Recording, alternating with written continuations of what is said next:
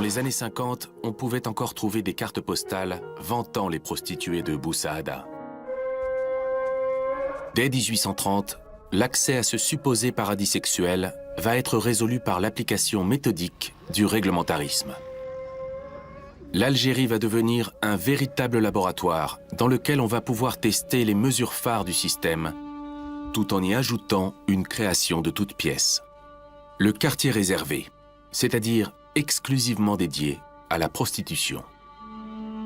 Et donc ces quartiers réservés vont devenir de véritables usines à vices, comme on les appelle à l'époque, c'est-à-dire des villes, des quartiers clôturés de murailles avec un poste militaire ou policier pour en garder l'entrée, dans lequel sont réunis, nous dit-on, l'ensemble de la prostitution officielle d'une ville.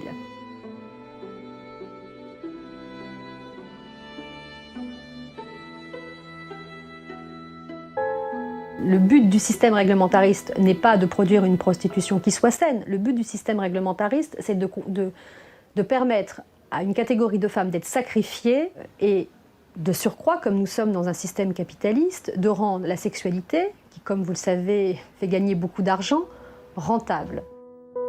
La colonisation et les guerres coloniales ont été vraiment des fabriques d'une nouvelle virilité. Or, cette virilité, elle s'exprime de deux manières. En tout cas de deux manières extrêmement visibles. C'est bien sûr la guerre, d'un côté, une guerre qui concerne en général les hommes, et c'est la question de la sexualité. Parce que quand on a fait la guerre et qu'on a vaincu, quelle est la meilleure manière de prouver au vaincu qu'il est vaincu ? C'est en s'appropriant ces femmes. Et donc aujourd'hui, je suis avec Aurélie Perrier, qui nous parle de sa recherche sur la sexualité, notamment la prostitution, en Algérie. Alors pendant l'époque coloniale, tu nous parlais de cette concentration du vice, de ces bordels. Bonjour Dorothée, je suis ravie d'être là. Donc Aurélie, tu as écrit ta thèse sur la sexualité et les questions de genre dans l'Algérie coloniale du 19e siècle. Pour rappel à nos auditeurs, l'occupation française de l'Algérie commence en 1830 et s'étend jusqu'en 1962, date à laquelle l'Algérie obtient son indépendance. Avant l'occupation française de l'Algérie était une province de l'Empire ottoman. Parlons aujourd'hui de la prostitution à l'époque coloniale en Algérie.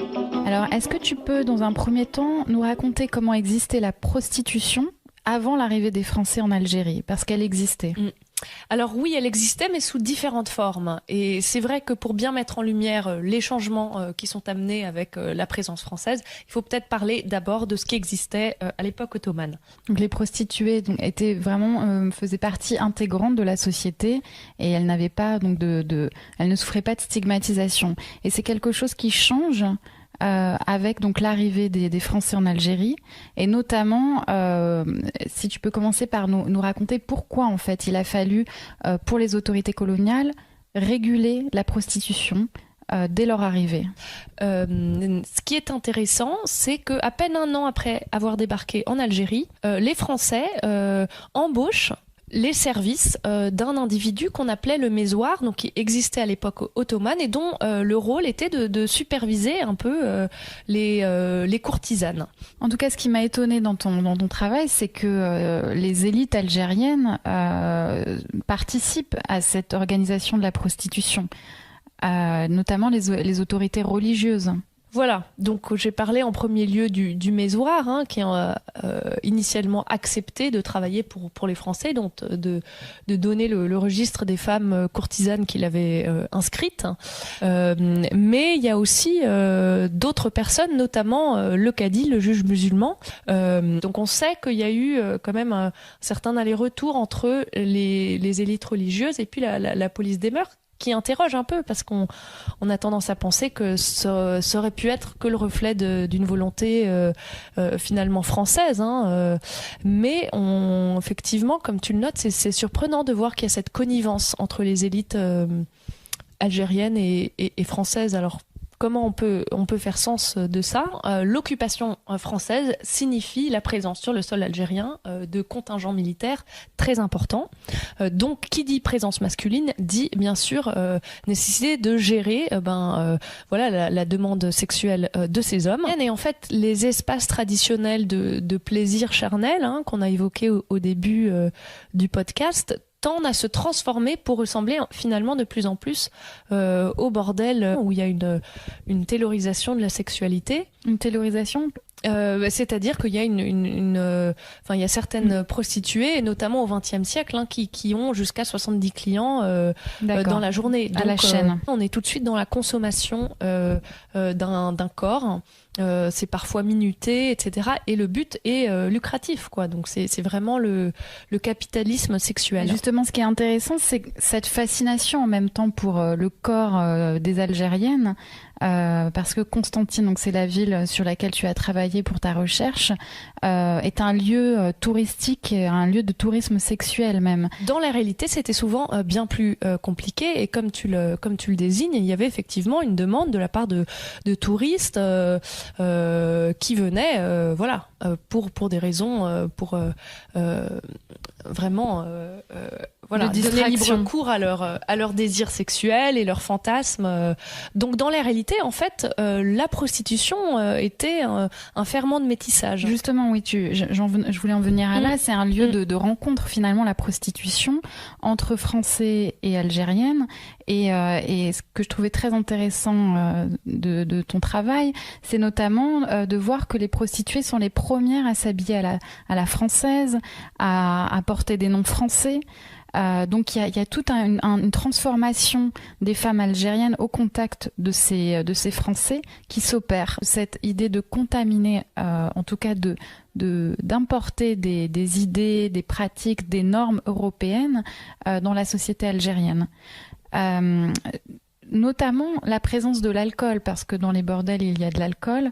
Est-ce que ça contribue à la diffusion de cette consommation dans la société algérienne? Alors en fait, il y avait une régulation contre la présence d'alcool dans les bordels. Mais ce qui se passe, c'est plutôt que les prostituées, après, sortent du bordel, ou en tout cas, tu évoquais tout à l'heure la folklorisation de la prostituée. Il y avait notamment une tribu en particulier dans l'Algérie ottomane qui était connue pour former des courtisanes. Et c'était quelque chose où les mères formaient leurs filles, etc. Et c'est quelque chose qu'elles pratiquaient pour un temps, pour amasser un petit pécule avant de se marier, et qu'ensuite elles abandonnaient entièrement cette profession.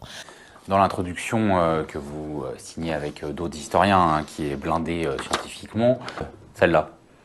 Par rapport à ce qu'on a vu, elle n'est pas d'une violence folle. Elle l'est parce qu'elle est à la fois quelque chose qui montre qu'il n'y a aucune retenue. On est au bordel, au BMC, bordel militaire de campagne militaire. Et on voit bien qu'il n'y a aucune pudeur et que la mise en scène de la photo, elle est justement de montrer que tout ça appartient à ces militaires qui sont là. Là, on est en quelle année? On est au milieu des années entre 25 et 30.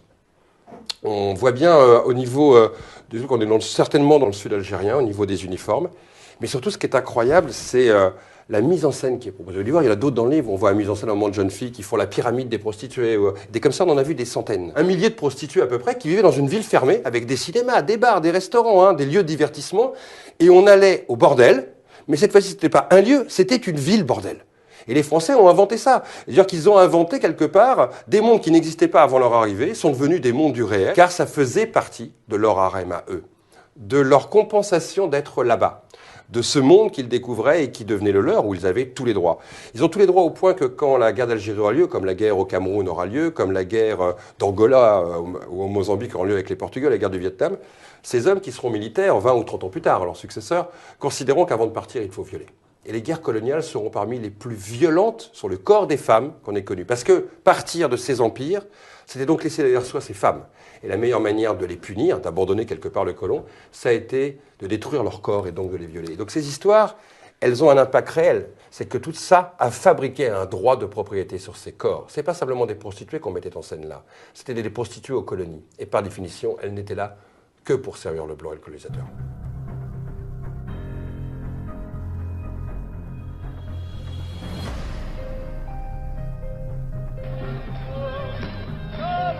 Salam alaikum, Jacques Chirac. C'est la première visite d'État d'un président français depuis l'indépendance de l'Algérie. Traversée sur le boulevard Zirout Youssef. Visite exceptionnelle, protocole exceptionnel, une pluie de confettis. Même la marine s'y met. Accueil exceptionnel aussi. La police a compté 1,5 million d'Algériens dans la rue.